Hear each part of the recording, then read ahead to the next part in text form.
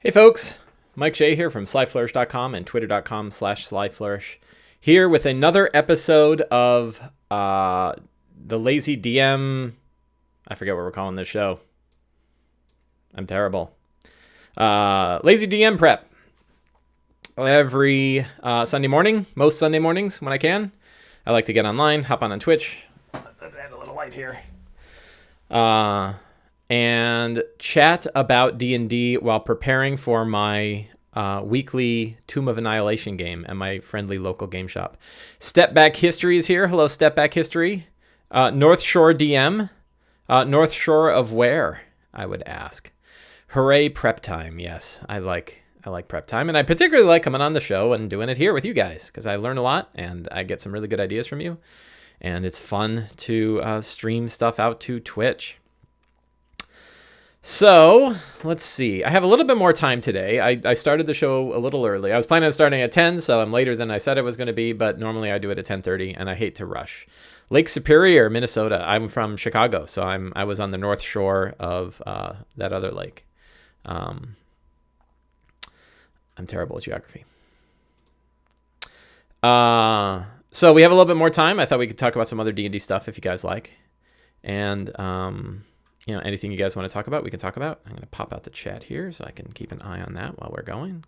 Channel looks like it's going okay, so I can minimize that. We have our notes over here.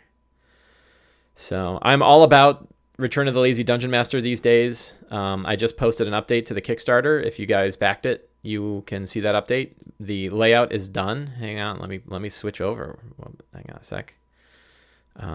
Let me switch over and we can talk about it. So this is the most current draft of the layout for Return of the Lazy Dungeon Master in PDF.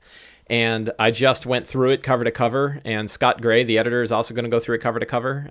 We only had a couple of minor problems, and I think it looks really solid. This one has all the art in it, so we'll take a look at some of the art.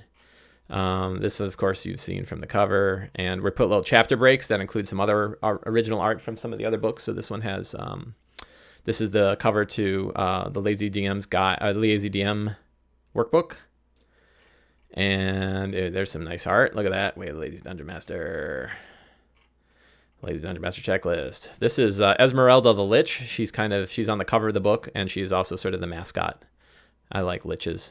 And Esmeralda the Lich I thought looked cool. I don't think we actually call her Esmeralda anywhere in the book, so there's a little insider tip for you. NPC stuff. There she is picking out miniatures. Her miniatures are bigger than ours, of course. She only chooses the largest. Yeah, she hasn't painted her minis. She's also big into Theater of the Mind sometimes.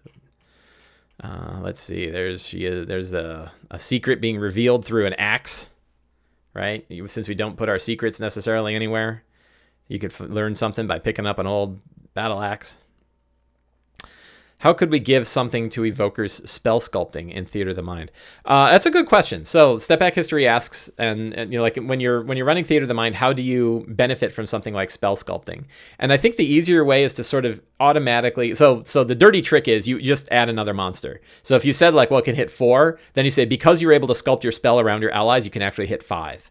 That gives a benefit to that spell. And if you think about it, most likely that's what you end up with if you run it on a grid. Sometimes I believe that Theater of the Mind does take some experience to kind of recognize what you can do. And definitely with Sculpt Spell, like, so in 13th Age, they sort of have like roll a D6 to see how many enemies you can hit inside of a fireball. And if you're willing to throw an ally in there, you can do 2d6. We can do something similar with Sculpt Spell by saying like, well, you can hit your friends. Oh, but you have Sculpt Spell, you don't have to. So I think that's part of a bigger lesson with Theater of the Mind, which is that you always want to sort of ask the intent of the character.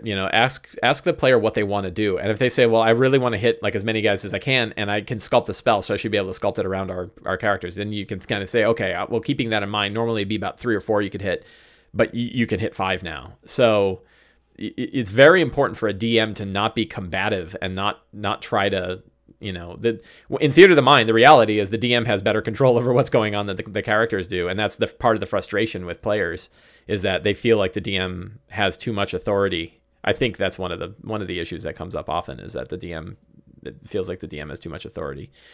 And the way to counteract that is kind of hand that authority back, right? And you're trying to help them succeed with what they want to do. And the tricky bit is like, well, polearm mastery, right? Like polearm mastery has really particular things. Like when they get within 5 feet, I can make opportunity attacks, instead of, just when they leave a threatened square.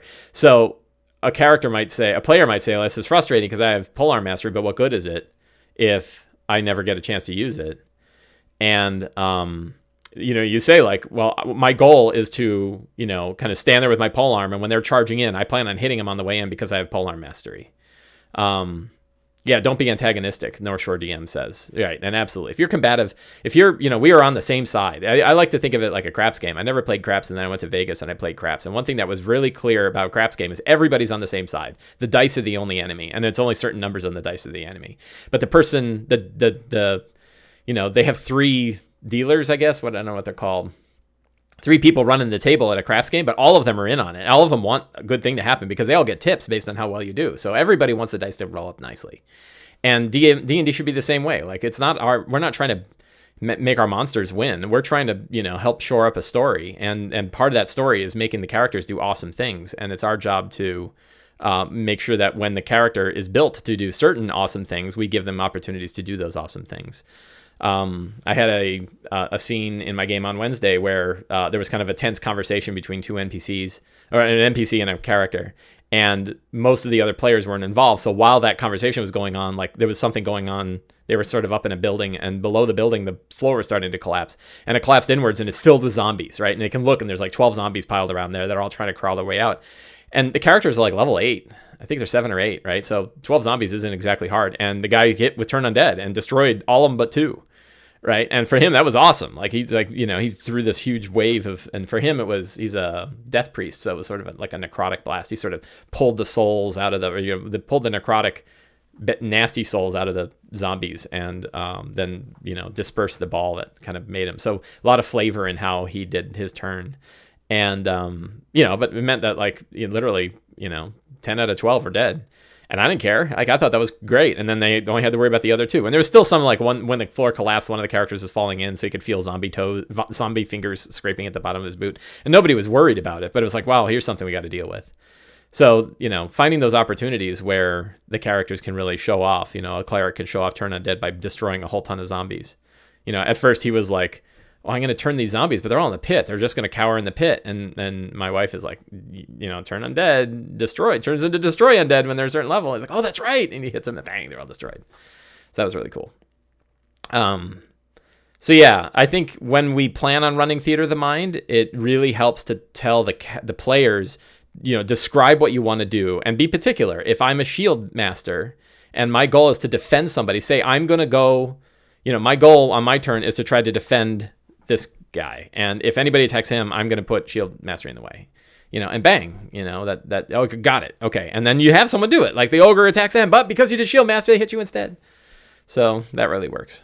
Think in terms of goals instead of feet and squares can be the biggest obstacle to Theater of Mind. Yes, Navy DM, I agree. And new players have an easier time than experienced ones. I think that's also true. A lot of people are like, oh, well, grid's needed to help new players really understand. I don't think so. I think that the starter set does not assume a grid, and it doesn't include one, and it doesn't talk about miniatures at all.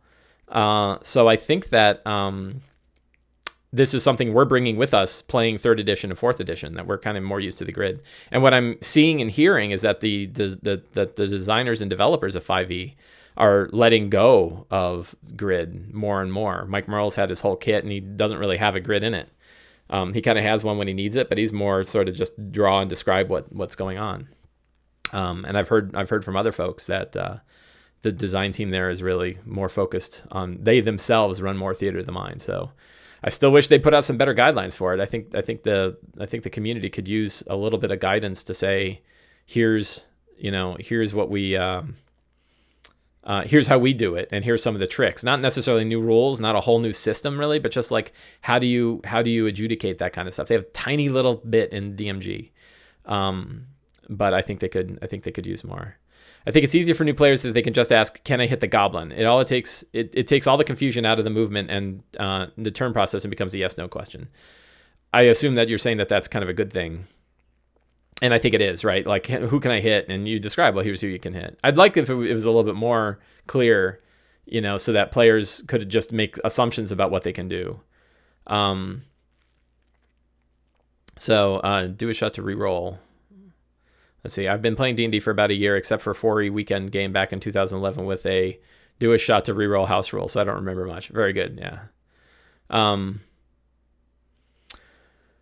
Stepback says he's got some Lazy DM session. He ran a Lazy DM session and he has a handful of questions. I'd love to hear your questions because I guess an hour and a half talking about Theater of the Mind combat probably isn't the best, best full use of an hour and a half. Although God knows I could and would be happy to. I also have a game to prep, so we'll do a little bit of that, but feel free. Anyway, I'm just showing off art. Let me just find just another cool piece. This one was my favorite piece, I think. All right, this is about fantastic locations, and that's a cool looking fantastic location. I'm really happy with how the art came out in this book and what the design looks like. Important NPCs. There she is with a rapier and a quest in her hand. I'm just really happy with this book. I read it cover to cover yesterday, and I'm like, I'm pleased. This can be burned on my funeral pyre. Look at that. Here's a trick. I don't want to tell it. There's a secret trick. A secret, very very subtle secret in this piece of art, but I think I'm gonna keep it quiet. I discovered it. They didn't tell me.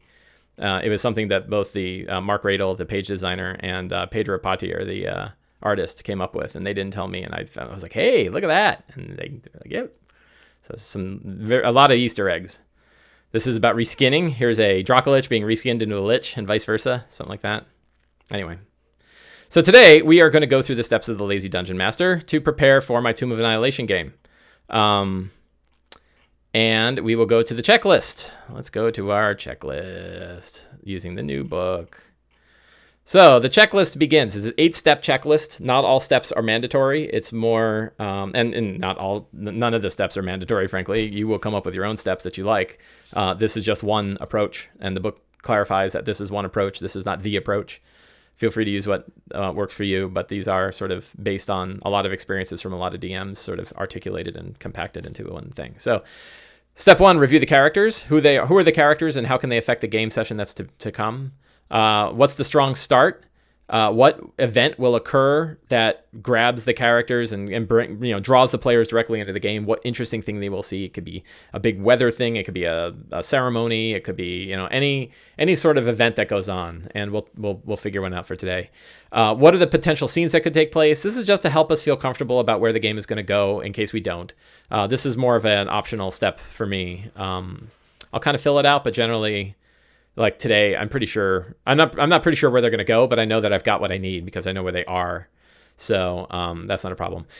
Define secrets and clues. To me, the most important, well, I don't know, they're all important. Reviewing the characters, the strong start, and secrets and clues are, in my opinion, the 3 real core ones to do. And secrets and clues are define 10 secrets or clues that the characters could uncover during the next session. This could be anything from learning a little bit of background history to interesting things about NPCs to the clues of mysteries, any little thing that they can pick up. And this is really a mixture of flavor and it's quests and it's sort of all the stuff sort of packed into these ideas of 10 tweet-sized secrets and clues that we outline so that when the characters are exploring, we can drop these in when we find the right place. Develop fantastic locations. If we don't have any, I'm running a published adventure, so I usually have plenty of fantastic locations already inside the adventure. Outline important NPCs. If there's any NPCs that we want to keep in mind, particularly names, if we have an NPC we know is going to come up and we can't remember the name, jot their name down so that we have it in front of us and the world feels a little bit more cohesive instead of us scrambling around through notes and players are painfully aware of the fact that we're just making all this up as we go. Choose relevant monsters. It can help if we have particular monsters that we're going to run to kind of outline those. And even better is just give them a good read in the monster manual. Go read the flavor. Don't worry about the stats so much. Helps to review the stats too if they are an important monster. But today we're going to be running a lot of Yuan-Ti. Might be worth taking a look at the Yuan-Ti and seeing if there's any background history of the Yuan-Ti that we can throw in that we already know. And select magic items. Magic items really matter to characters. They matter to players. They're one of the few things that a DM truly has control over that really matter to player growth. So ponder whether or not characters, it's time that the characters got an interesting magic item or not. So those are the 8 steps in Return of the Lazy Dungeon Master. Now we will return. I have too many windows open. Now we will return to our session notes themselves. Our fine characters are in the Fane of the Night Serpent. Step back history. Oh, okay. So you're gonna drop questions in from time to time, and I think that's fine. I did the Lazy DM prep for the first session of a group, and they didn't quite bite the hook. If you have advice about compelling hooks when you still don't know the player or characters quite yet, like a first session. Many DMs, and myself included, often start a new game, if this is the first session of a new group, with a session 0. I think, hang on, since you asked, I happen to write about the session 0 in here. Is there a table of contents? Let's see if the table of contents is linked. Table of contents is not yet linked.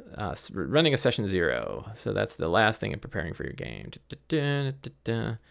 Sorry for the... Oh, there it is. Running a session 0. So a session 0 is basically a session that isn't actually running a game. It's a session where we work with the characters to work with the players to get a shared to build sort of a shared agreement about what the game is going to be. And this can start with sort of describing the world. What world are we playing in, and what's the general theme? Is this if we're going to play like Eberron is the new big thing, like a lot of talk about Eberron these days.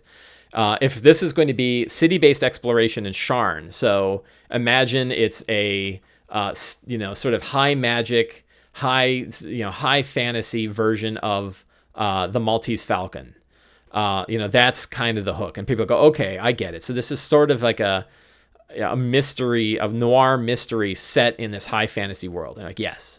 And, managing, okay, what, and the characters that are going to do best in this are, investigative characters who are free to explore places and also interact with people.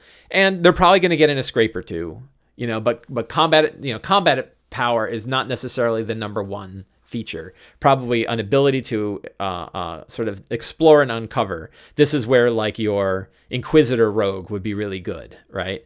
When we describe this up front, that means that players can then say, okay, Inquisitor rogue, that sounds cool. I think I'll play an Inquisitor rogue. We can guide them about the characters that are going to fit the type of game that we're running. And then we also manage the expectations. What do we expect people are going to see? We can use the session 0 to tie the characters together. So who are they and why are they connected? In this one, we talk about connecting one person to another, but we also have ways that we can connect the whole group together. They could all be part of one house. So in Eberron, going back to our Eberron example, they have the dragon marked houses. You can think of the factions in Forgotten Realms. There are these groups in Dark Sun. It might be like a mercenary company or a gladiatorial company in Tyr.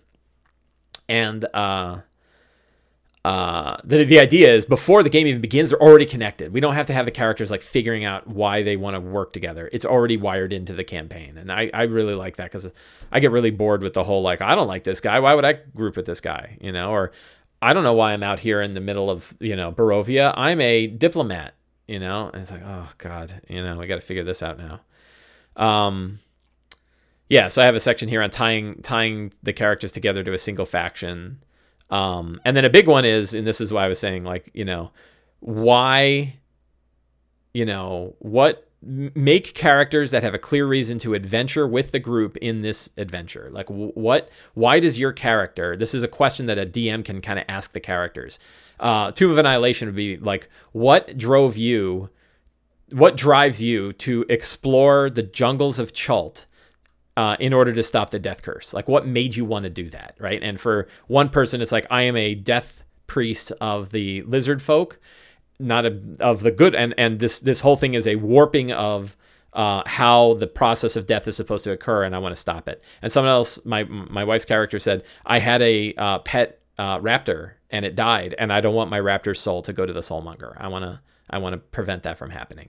Very small, very subtle, and boy, I better remember it near the end. But they all had that. They all had that nice hook, and it was like, well, how'd you guys get together? And then they came up with, they're all kind of working for the main house or the main merchant prince to solve these problems. So those hooks all kind of existed together. And then, if you get to a certain point, then you can sort of run your quick adventure. This is actually, so I have running the session 0, but the chapter right before it is the Lazy campaign, which is probably worth doing ahead of that session 0. And this is what's the main goal of the campaign? We'll go with Tomb of Annihilation. The main goal of the campaign is end the death curse, right? Find the cause of the death curse and end it is the main hook. But end the death curse is only 4 words, and that's really nice. The fewer words you can make the plot of your adventure, the better it is. Kill the wizard, right? Good one. Kill Orcus, kill Tiamat, stop Tiamat. These are good, clear campaign goals. And then the spiral campaign is like what matters to the characters right now. And then the campaign, so the campaign hook is what I was just talking about. And then there's the 6 truths. What are the 6 things that exist about this world that we've built? So in Eberron, you could say like, this is a world of high magic. Magic is commonplace, is one of the things. I think the Eberron book for 4th edition actually has that in it. What are the main things about Eberron? The last war ended 10 years ago. Warforged are like the veteran, have become new citizens, but are veterans of that war. They were created to fight that war. The Lord of Blades is still out there somewhere, and is an antagonist to the societies that exist in Eberron. So you kind of make these big ones, and then some of these can be smaller to drive the goal. And then fronts are from Dungeon World. These are the main players. These players could be an NPC, like a villain, or they could be an actual event. So you could say like a great red comet streaks through the sky, portending the destruction of the world. It doesn't care. It's not an NPC, but it's coming and it's doing things. So you have your front, you have a goal. What's the front trying to accomplish? And then what are the 3 steps that front are taking? This is all stolen from Dungeon World, a fantastic RPG that I highly recommend, even if you don't play it and you just run it. Step back, did that help? I think the problem, when trying to hook, and you could kind of maybe next session. I mean, I'm offering advice based on experience, but you were actually at the event, so you take what you think is useful for you. But I think if I had a situation like that, I might kind of reset and say, next session, say, before we get too far into the session, I want to make sure that sort of the baseline of the session is understood. This is what we're doing, and we could just say it like, this adventure is going to be about, explore, like if we're doing Ravenloft, right? This one is going to be a horror, sort of a classic horror adventure set in dark woods with crazy NPCs and a castle filled with vampire. So you did a session 0, and they wanted to come together at the table. But then what? Then they didn't bite the hook. Step back history. I'm just asking. So you ran a session 0, but they didn't bite on the hook after the session 0. While you're typing, I'll look at Evil Twin Mason says 2 questions I have for you to get them. Are you going to be at GameholeCon? I will not be. I am at my last.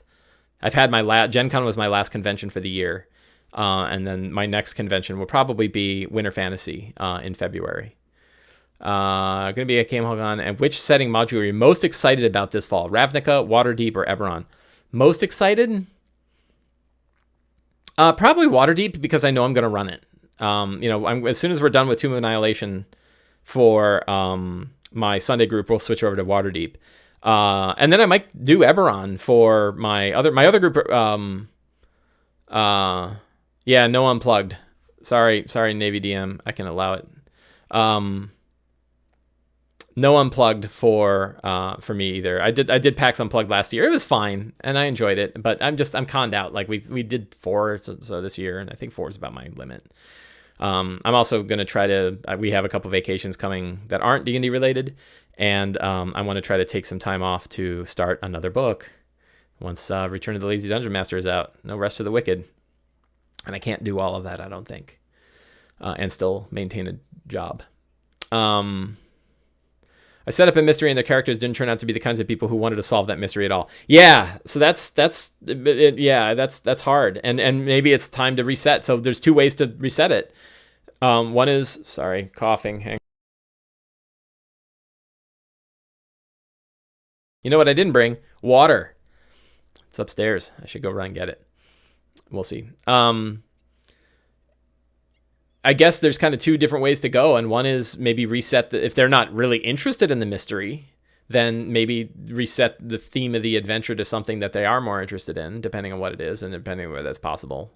And then the other one is kind of say, like, you know, I'm noticing that most of the characters aren't really that interested in a mystery, and the adventure's a mystery. Do you guys want to reset the characters, or should we do something else? I don't know. Probably worth kind of stepping out of character for a minute and kind of getting into. I think a lot of times also our mysteries are really complicated, and the players just aren't up for super complicated mysteries, and sometimes we need to really make it, you know, streamline things. What else? Let's take a look at our adventure today. So the characters, so just to summarize where they were, our characters were right at the front of the Fane of the Night Serpent.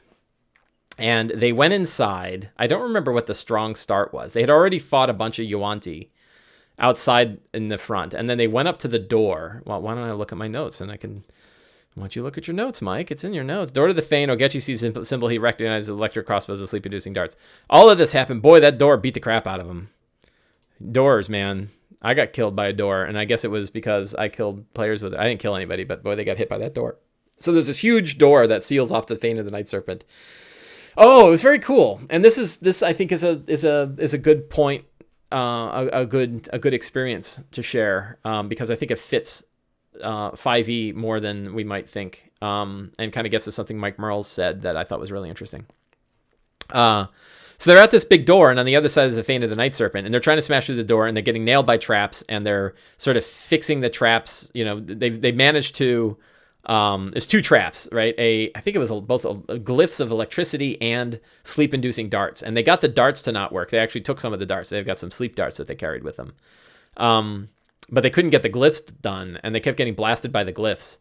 So meanwhile, somebody else was sort of exploring and realized, like, we know that this isn't the only entrance. There's another one. But then one of our characters turned into a snake and went invisible. And the door has tiny little holes in the bottom of it so that the Yuan-ti in their snake form can sneak out. So one of the characters, as an invisible snake, snuck in, and on the other side sees this army of Yuan-ti waiting for the door to be breached, you know, including like really powerful Yuan-ti. And they're like, wow, these guys are ready. And they have like basilisk guard dogs, and they have a bunch of Yuan-ti. They're all kind of like standing there with their weapons ready, and the second in command of the whole place is standing out there. Fanthaza, I think is her name. We're going to add that to our NPCs.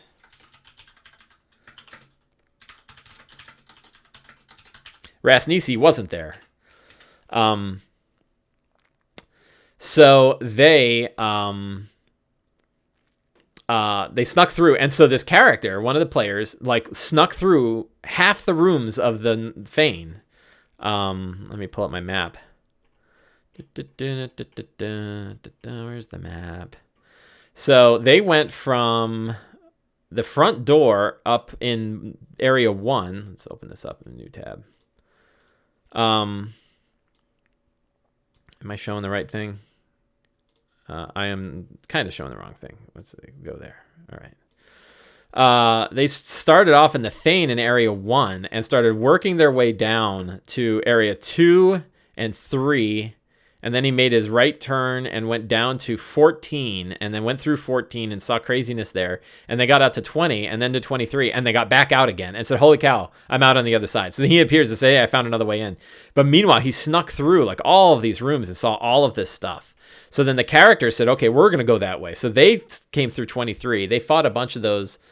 There's these like half serpent, sort of mindless Yuan-ti guards. They fought them. They started to explore 19, but they realized that there's a bunch of Yuan-ti and slaves there. So they then said, we're going to take these boats and we're going to sneak around the other way. So they started sneaking around the other way. They heard that there's some powerful monster in here. They don't know what it is. They have now discovered it is, in fact, a hydra. And then they went to 22 because they've been getting their ass beat a bit. They went to 22 to rest, which is full of these like mushrooms, but they burned all the mushrooms out with a good, well-placed fireball. But not before they took a mushroom-infused body, like this body of one of the slaves that tried to escape, who's just mushrooms are bursting out of him all over the place. And they threw him in the water, hoping that the hydra will eat the mushroom body and turn into something. So we're definitely going to figure out what the hell that mushroom creature is. What's a mushroom hydra like? But they also should get a benefit from the fact that it's, been poisoned by mushrooms. I don't know what that is. I want it to be challenging, but I also want them to get a advantage for having been smart enough to throw it in.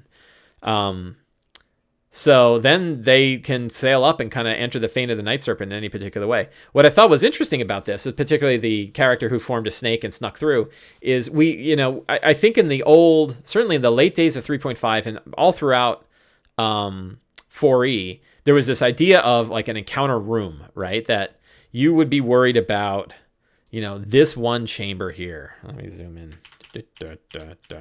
So it was not uncommon that like you would get a map that looks like this, and it would say like, here's the 2 guards, and here are where the characters start, and here's a thing. And in 5e, they specifically, and Mike Merles talked about this. I went and dug out the tweet and quoted it in an article. That they purposefully have gotten to these larger maps. They don't do encounter rooms anymore because they want the whole area. They want us to be thinking strategically about what's going on. So it's not so much like each encounter, what happens in room 20 and then what happens in 22 and what happens in 21. This is all dynamic, and like what the Yuan-Ti are up to, is happening while the characters are busy exploring this place. And whether or not they get into a fight in room 29 or not, or in room 19 or not, it totally depends on how they approach it. And this is both hard for DMs and for players. Like players think like, oh, this is the combat encounter. And you're like, no, this isn't, we don't know what kind of encounter this is going to be. You could learn something. You could join them. You could offer them something, or you could sneak by, or you can charm them. Who knows, right? Who knows how they're going to defeat this stuff? So that is a different way of thinking about this stuff. And what I've enjoyed is like, particularly for the Fane, it's fun that they've dealt this way. So strong start.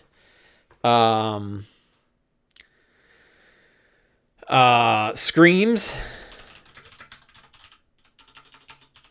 I think it's time for a sacrifice. I think that Ross Nisi is going to sacrifice something up in is it 11? Probably. Where do the sacrifices happen? Let's see.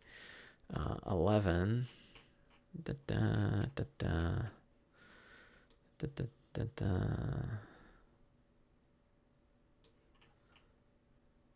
11 is the throne room.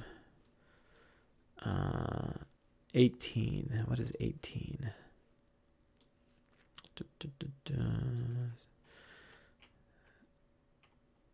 Yuan-Ti nests. Okay, I thought there was a place where they throw bodies in there. So, I don't know. Maybe I don't know if it's a scream of sacrifice.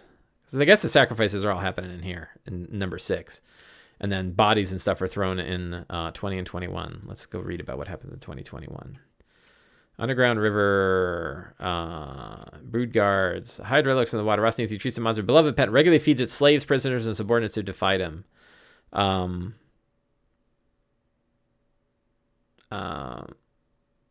So maybe a bell and a scream, right? So they hear a bell from up north and a scream as somewhere around area 11, a boat is put out with a couple of slaves and being sent out to face the mushroom hydra.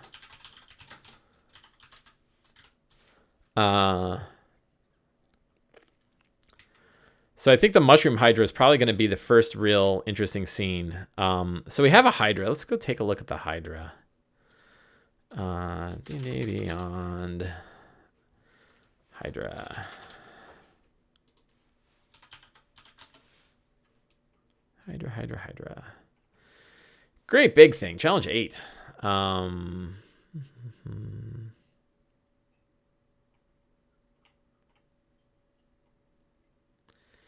It's very hungry. Crocodile body. I actually have a really good Hydra mini. I better remember to bring it.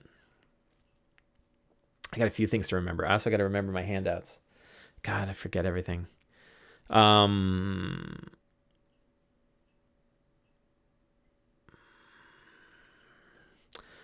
of Lernia. This is an interesting.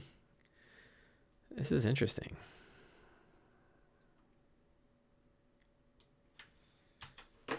We're going to add this as a secret.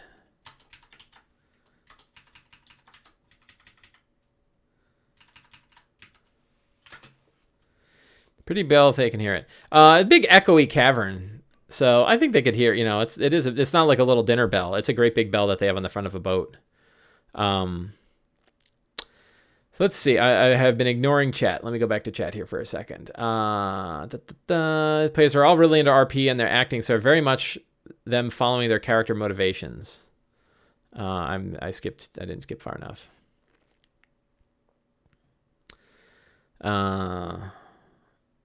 Think about the fallout from the mystery and pivot the campaign. I like my backstories, plot threads, which makes stuff super hard, but I really like doing it. I think I can pivot how to react to the murder into something they'll like. I forgot that level 1s haven't really adopted the title hero quite yet. That's true. Be nice to your level 1s. They're delicate.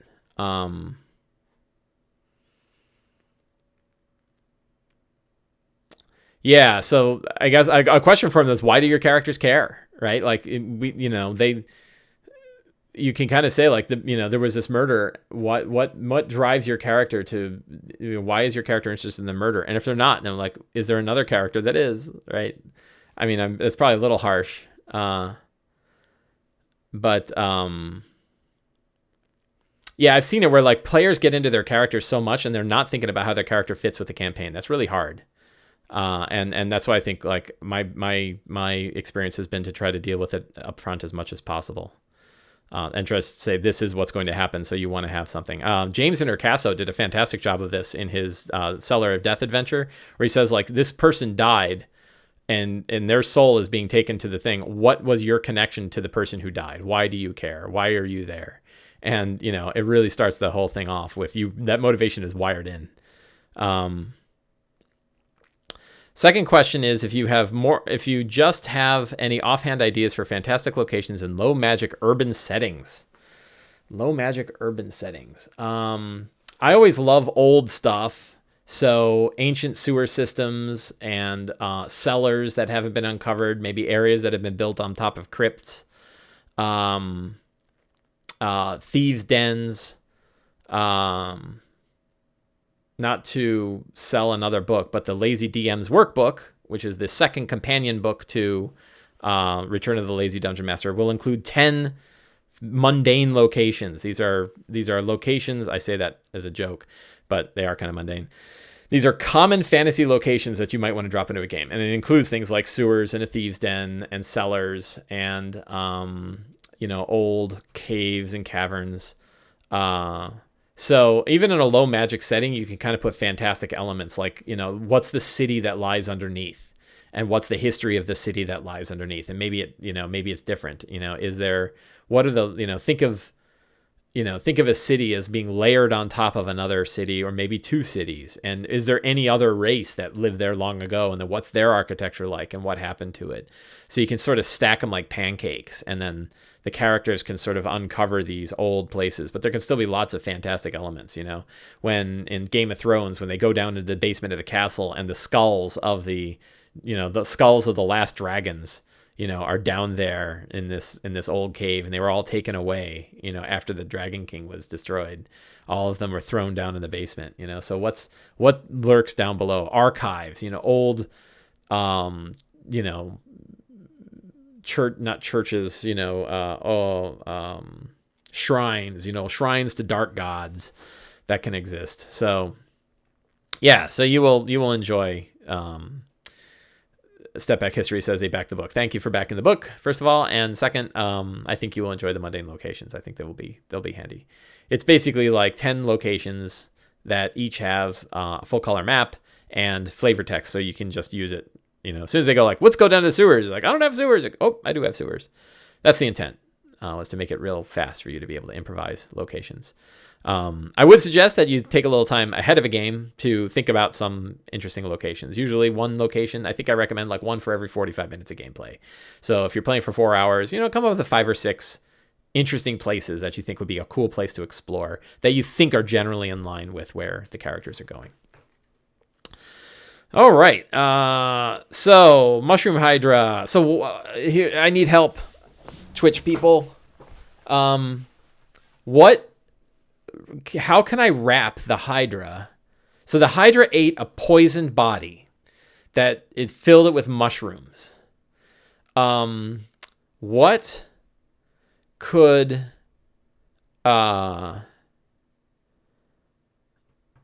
what could that do to it? And one thing I'm thinking is that like maybe half of the heads are blind. Mushrooms are popping out of its eyes. And it also has now a bite that is poisonous on top of everything else. So it's like, it's more dangerous because of the poison, but maybe it's,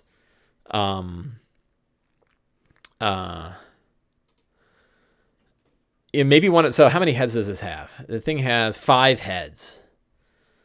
So maybe, and then it has already grown a couple extra heads. So maybe it's got like 7 heads, but like they're blind, right? They've been dying and they've split open and they're all sort of diseased. So blind.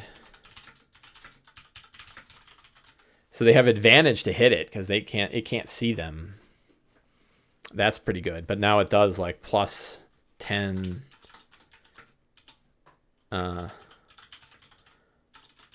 plus 10 poison damage.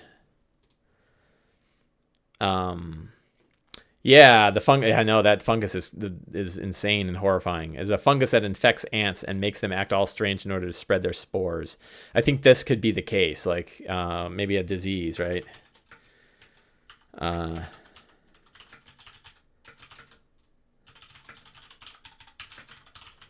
So I think we'll do that. That's a good one.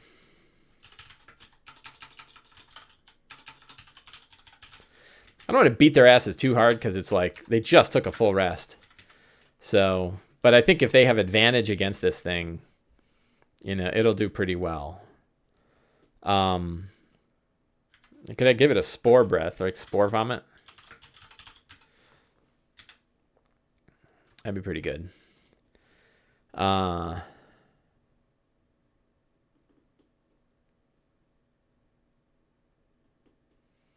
Evil Twin Mason. What if the Martians are making the Hydra trip balls? So maybe it has some sort of weird psychic effect. I don't know what that means.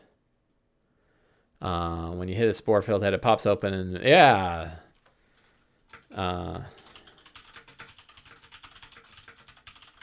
Nasty. So there's our strong start. Does the Hydra needs a name. I don't know if it has one. It does not have a name. Let's go to our random names. Names. Which one of these would sound good? Fang Storm. Go with Fang Storm. That's okay. So that's our strong start. Oh, we never did go through the characters. So our characters are Smoke the Tabaxi Ranger, who is a assassin, and I still never really get a good background on this one. Gabriel Tharmond was a Celestial Warlock, now a bard who died and has a different soul in his body. Punchy the Kenku Samurai, who wants to fly. Warryn the Gnome Druid, who wants to be the biggest beast he can. Ogechi, a shadow magic sorcerer who is tied to the Eshowdow. That's the other thing. He saw that he has a mark on his arm that is also on the door, and that's kind of freaking everyone out. He's sort of like in the Yuanti are in awe of him. That is one of our secrets, right?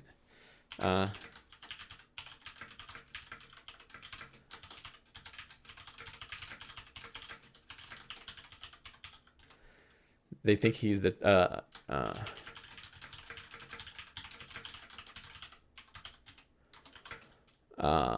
and the other interesting bit will be, because we don't want to just have a whole bunch of fights, that Phanthaza.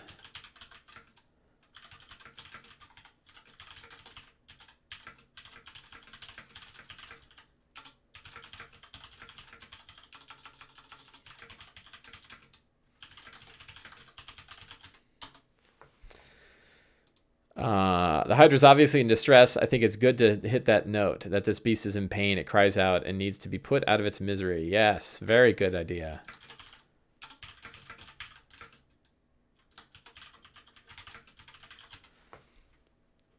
It still eats slaves, so it's not exactly like the Hydra's a good thing. Not that it knows it's slaves, but still. Yeah, I like the idea that it's in terrible pain. I'll reinforce that. What other secrets and clues?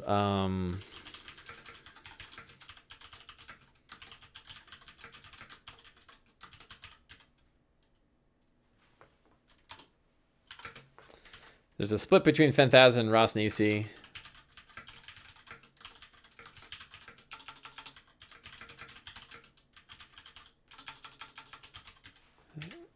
Phanthaza thinks Rosnisi is a false god.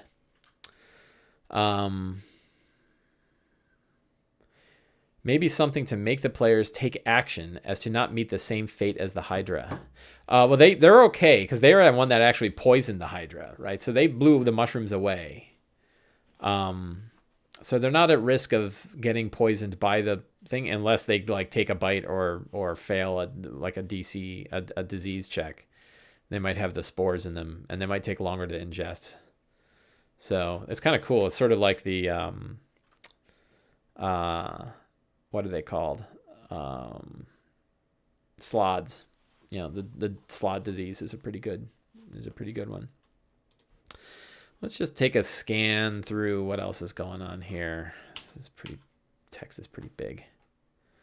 I don't know, is that readable now? It's probably not readable. So keep it nice and big.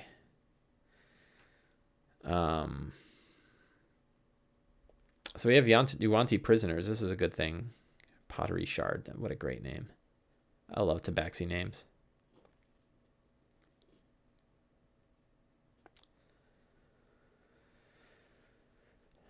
So here's some good NPCs. These are good. I'm just kind of doing a quick scan. I should have done this before, of course. Read through the this whole area. Snake pits. Hall of War. They've seen this.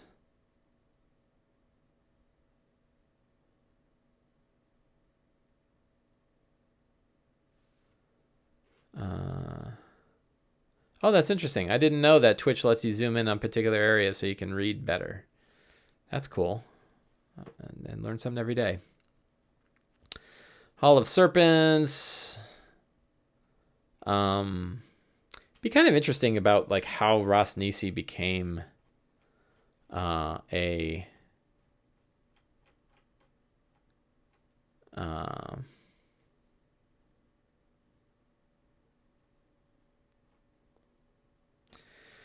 Lazy D&D mission to usher forth the end of the Night Serpent. Oh,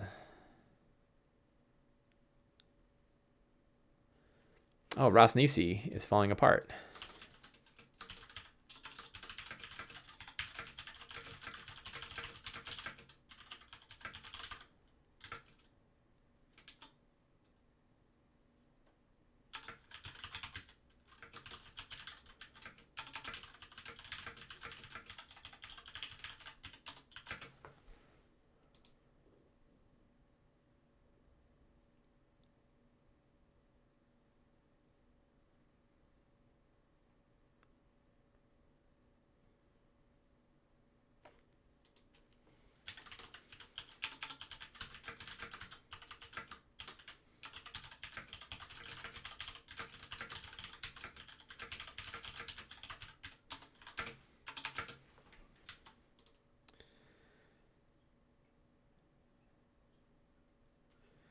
Let's jump to Appendix D and take a look at Rosnisi. Ross is Duke, chosen of Ubtao, betrayed, banished. Created the undead horde but lost control.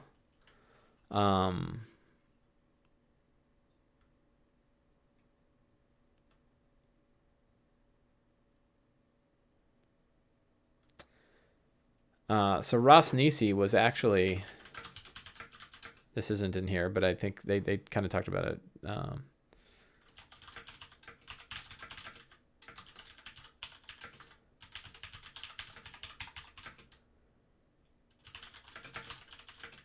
No, that's not right because timing is off.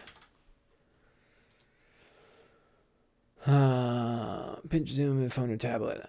I'm too hyped for my next character. Doesn't start for a month. Sorry. Yeah, not playing D&D for a long time sucks. I'm lucky. I've got 2 games a week. 2 to 3 games a week. I have a monthly game that works too. All right, let's go back. Just kind of see what else is going on. I'm going to play a lot of this by ear.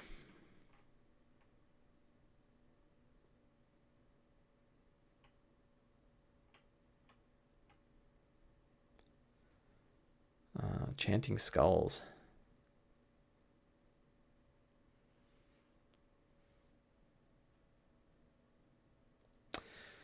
Pixelscapes, hello. Jen, how are you? How will they uncover some of this stuff? A lot of times people tell them. So they could learn these because either Ras Nisi or Fenthaza, they're probably not going to go in and, I mean, they might go in and kill everybody. But there is a split between Fenthaza and Ras Nisi. And they can learn about that from a slave who's overheard it.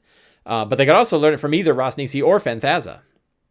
Right? If Fenthaza tries to ally with them and say, if you kill Ras Nisi, I'll help you with your mission. She could say, like, you know, Ras Nisi is a false god.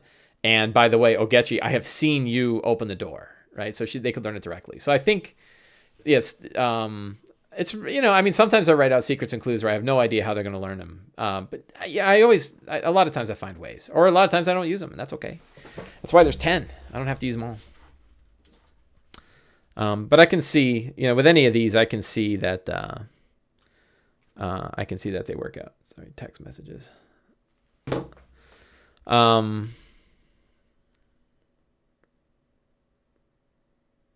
Oracle pool is kind of cool.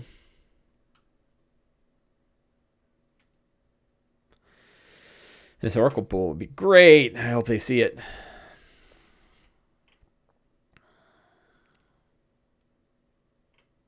So this is enjoy a morning of me reading on Twitch. Of course, feel free to ask questions about anything. You can ask about the game that I'm running now or other stuff, but I don't know. I think we're good. I think I can figure this out. Oh, the doppelganger.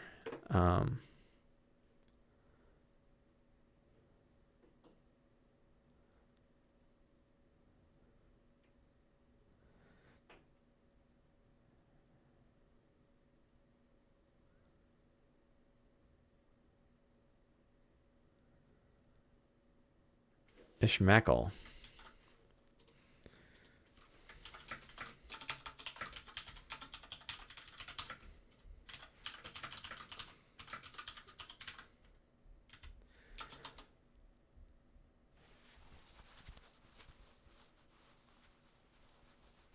Yeah, Doppelganger is a good time.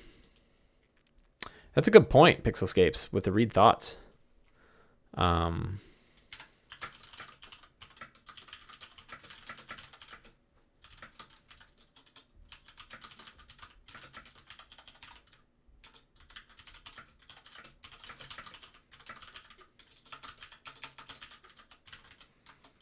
That's a good secret.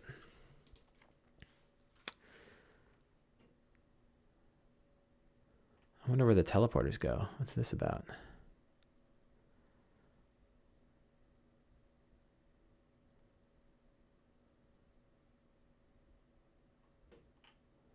That's cool. So there's teleporters in 8 through 12. So you can sort of zip all around the temple himself. Neat. That's good to use. That's a secret.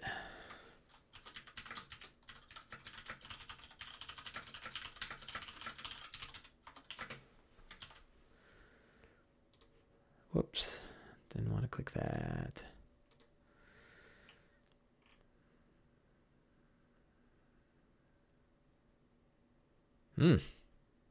Champions, huh?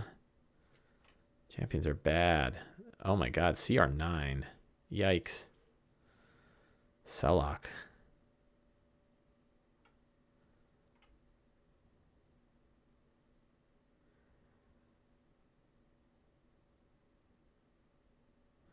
This is really hard.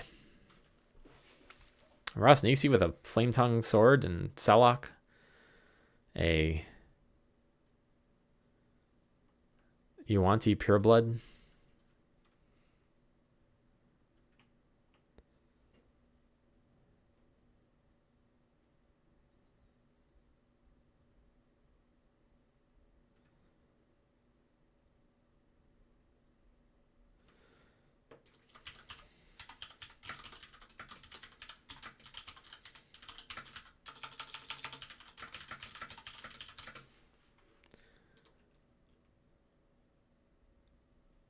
Nima.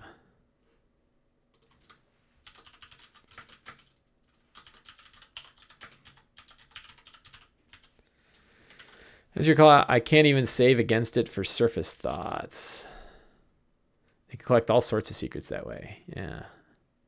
Have I recovered from Gen Con? I'm one of their Twitch moderators now. Got mod on the 4th day. Congratulations, Paladin Hulk.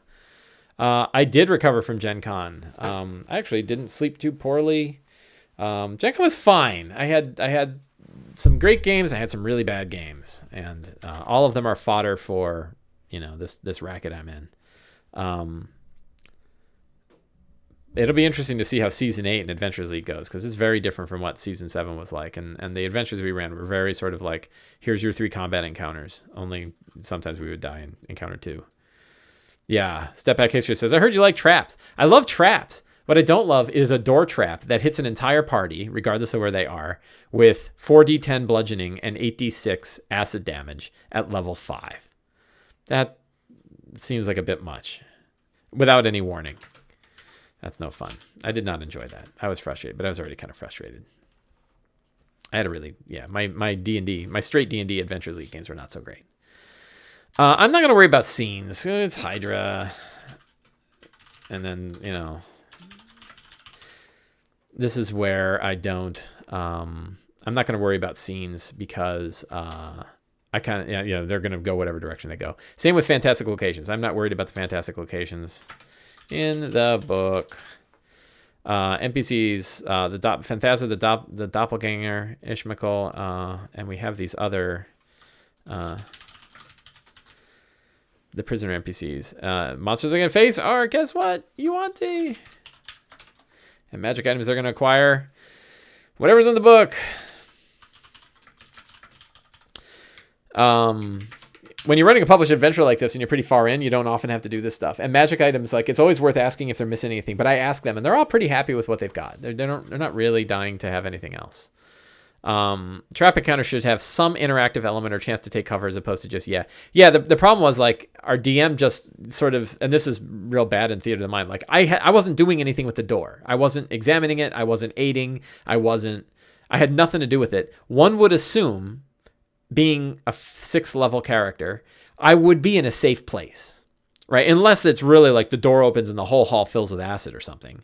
And that's not how it's supposed to work. I don't know. I don't have the adventure, so I don't know how it's supposed to work. But I know I wasn't up. Like, what kind of bludgeoning damage should hit a character that's not even involved with the door? That's what kind of torqued me off, And it killed all of us. Like, it was a TPK, and none of us had those kind of hit points. All of us were down. We all started making death saves. Half of us died. Half of us survived. You said, "Well, adventure's over. You get half experience." It was like, this sucked. So we TPK'd in another game, and it was awesome. Because we were killed by an undead Erinese, whose sister we killed, that was in a temple being carried by a golem built of destroyed cities walking across hell. Like, that's pretty badass. That was a fantastic location. So taking I just did something. Taking a quick look, I guess, like, the big question I had was what to do with the mushroom hydra, and now I've got some good ideas here. So this is pretty good. And then after this is sort of like exploring and improvising what happens. So I feel like the secret wise, like, the secrets kind of help steer me in the right direction. I do hope that this turns into something more than just let's go kill all the Yuan-Ti, particularly because I think they're going to have a really hard time because some of these Yuan-Ti are really tough.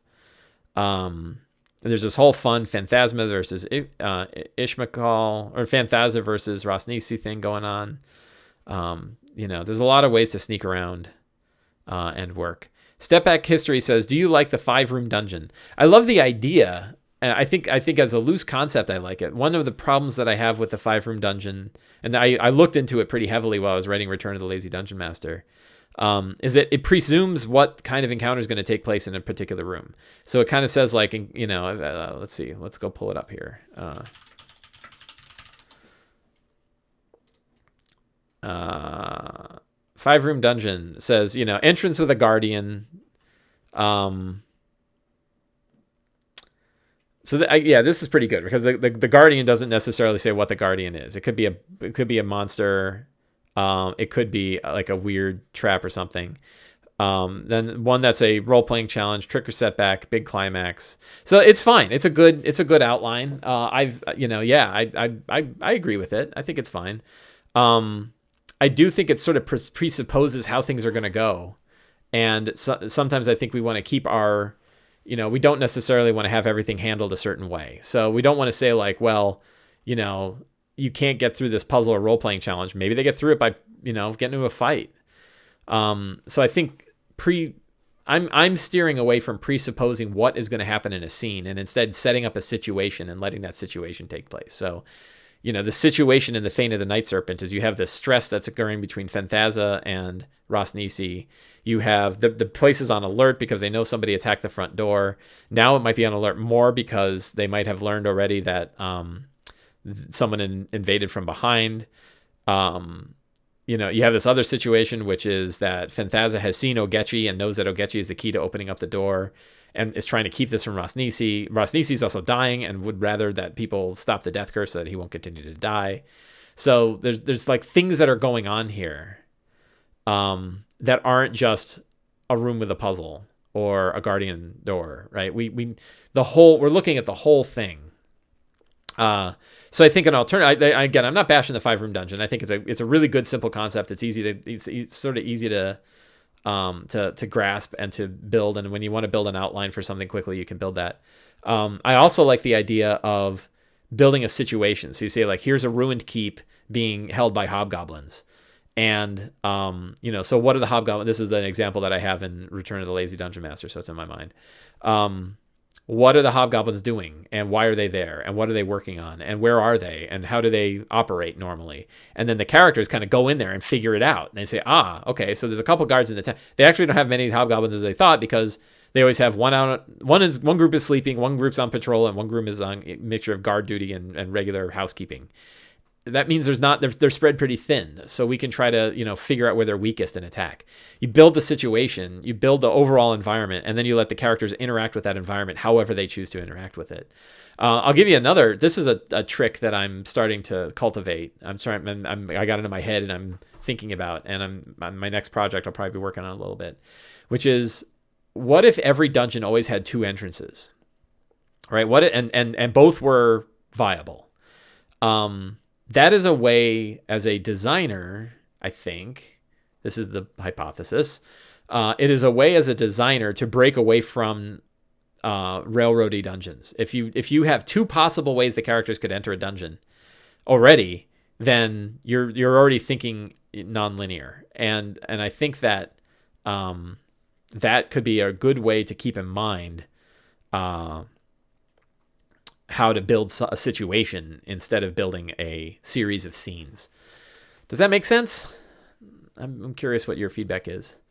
Yeah, Pixelscape. The PCs are going to die. I think the DM was just as surprised that we were TPK'd. I think he kind of said it and then was like, whoa, So, I don't know. I had some bad games. A lot of like, let's focus on the dice rolling and flavor be damned. And I want some story. I want to hear what's going on. I want to be there. And I wasn't there. I was abstracted thinking about mechanics and why my character kept getting killed by stuff. How much do players get to be solving the maze aspect? How much do players get into the solving of the maze aspect? I don't build really complicated mazes. So it was interesting for them. Like I do have some players, luckily in each group, I have the players who are happy to document stuff, and they'll draw dungeon maps. They'll draw them out and kind of figure, well, we've been here and here's where this was. And particularly when in this last session, they explored about half of the dungeon as a invisible snake. They already know half of it. And so they can kind of go in and figure out how it works out. Yeah, Paladin Hulk says they could disguise self and talk to them or charge them. You never know. That's exactly right. And I think when we presume that they're going to happen a certain way, we are disappointed if it doesn't go that way, and we feel that we're rocked back on our feet when they go a different way. If we design it and we're like, I really don't know how they're going to do it, then we could be more ready when they go different ways, and we're not like, I don't have to go like, oh, this big champion, boy, he's going to kick some ass. Well, maybe not. Maybe they get rid of the champion another way. Maybe they figure out from the woman at the harem that she's in love with him, and that if anything finds out, they'll be flayed. That could be a valuable piece of information they have. I don't know that there's any more in here, so I'm going to, while I'm thinking about it, I am going to mail this to myself. Not going to let you look at my email.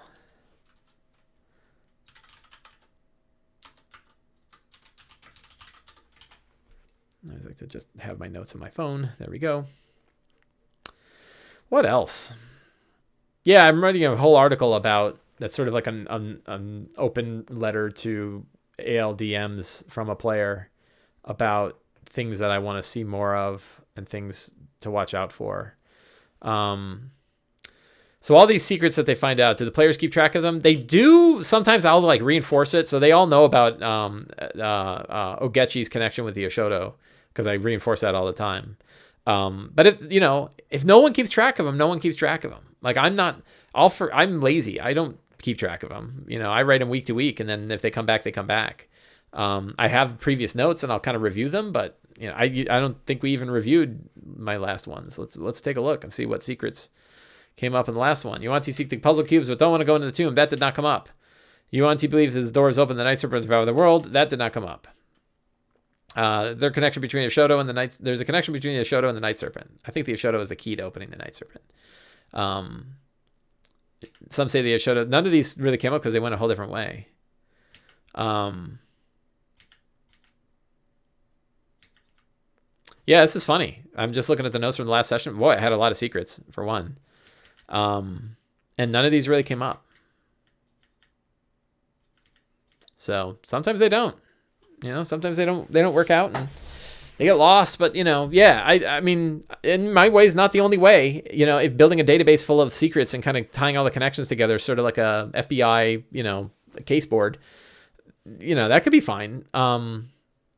My groups and I play looser. We don't worry too much about that. And if I write a secret down here, this is just, this is ethereal. If these secrets don't happen, it doesn't happen, right? Like if this secret says a thing is true, but it's never discovered, it's not true, right? It's only true when it becomes a DM thing and when it comes out of the game.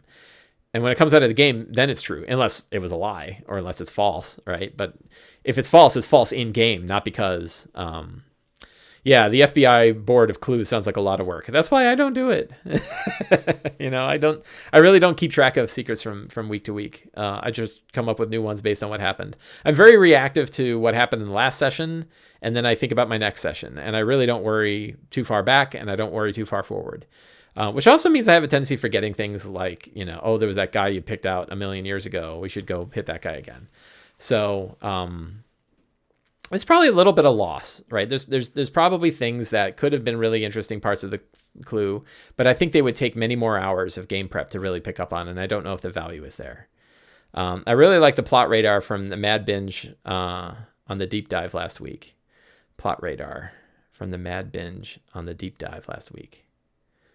I don't remember the plot radar. When did this come up? Was this a...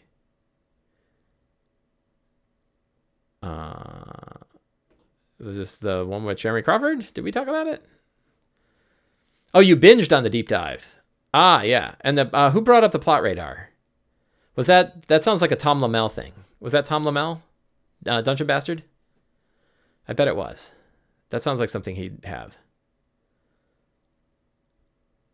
But maybe somebody else did. Yeah, it was Tom Lamel. Yeah, so right, I think we talked about that on that show.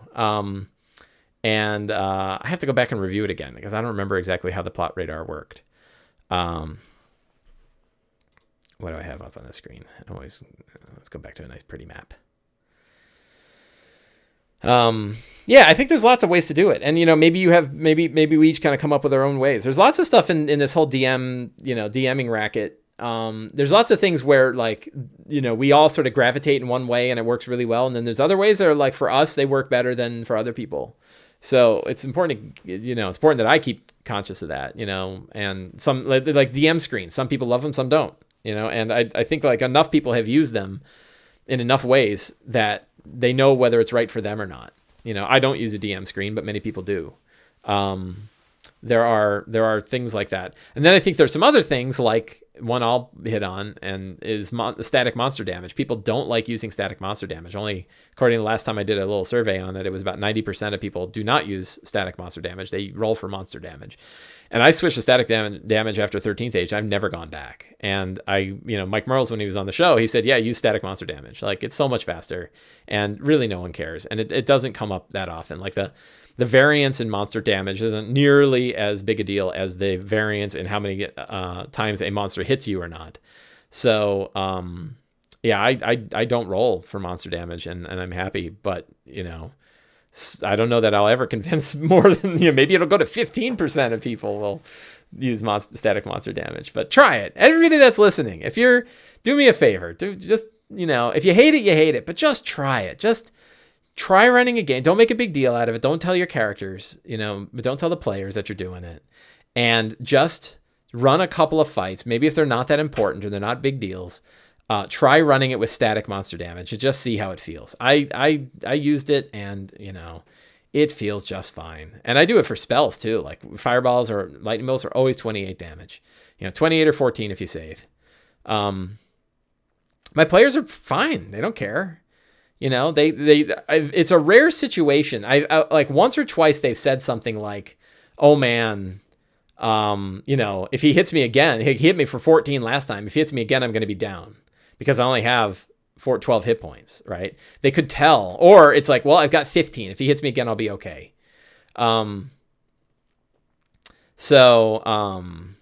Yeah, Paladin Hulk says he likes static. They like static monster damage because if you roll a few times and low a few times, the fight's too easy. Too high, you might TPK. Static is more dependable. True. Yeah, right. That one has a stronger pull to the average than like a D20 roll does. That's certainly a reason. I think I'm like totally hiding my face behind my microphone. There, how's that? So, Pixelscape says, I've used static monster damage plus or minus like 2 points for pretend variety. I am more evil. I will have guys that hit for max damage. This is something Crawford and I talked about when he was on the deep dive last couple weeks ago. And he kind of gave me the like shaky thumbs up. Like, you can do that, but you're being a real bastard. And, but if I have boss monsters and like I really want them to be threatening, I will definitely up their damage. So, yeah, sure. Static monster damage plus or minus a couple points is absolutely within spec, as they say. Like that would be expected, right? If you want to vary it up, a fireball does 32 points of damage. Most of the time I stick to the average, and then every so often I will max something out if I have like a story reason for it. Like this one's tougher than the average bear. That will work. We are coming. I use static damage for inconsequential fights, roll for damage for variety boss fights. That's fine too. Yeah, and then the nice thing there, so CG Player 2000 says they use static damage for inconsequential fights and roll for damage for boss fights. I think that's a fine way to go. You might hit that same problem where like it's for a boss fight, but now your boss is actually hitting for less than they could because we're not using the average. So that's a problem, maybe. And if not, the good thing is you're trying it both ways. So you're seeing it yourself, and if you see what the results are, you can judge directly whether or not it's you like it or whether your players like it or not. I think it's people that kind of hear it, and this is advantage and disadvantage is the same way when we first heard about it, and then we use it. And we're like, oh, this is fine. And I was really against it because I was like, oh, that's way too swingy. But no, that's it's a big effect and it's fun and it's easy to do. So sure, it's better than +2. So try stuff, you know. I think it's important for us DMs to always constantly try new things. We see an idea, we see a technique, we hear about something. If it sounds reasonable at all, or it's got some amount of popularity to it, let's give it a shot, you know, and see how it feels. I mean, we can, behind the DM screen, we can try all kinds of things. You know, we can experiment all day long. Like, it's way easier for us to like tweak a monster or add a new power or put a new environmental effect in play and then realize, oh, that didn't work. Let's not do that again. Than it is to like put a new class in play, you know, and now a player is playing a new class that's got all kinds of weird, wonky stuff going on. So try stuff out, tweak your, you know, whatever your baseline is, whatever your preconceived ideas are, gather new evidence, try things out, see how it feels, and then tweak your own approach. And I think that is a strong way to be a solid dungeon master. I've got to run. It is 11:30. I have to get to my game and get a coffee before the game. I want to thank everybody for the wonderful conversation in chat and all the great ideas for my game. And I want to thank those of you who came live and watched on Twitch. I want to thank those of you who are watching on YouTube. This show will be up on YouTube shortly. I don't know why I'm telling the YouTube people that. By then you've already seen it. And I will see you guys in a week. Thank you very much.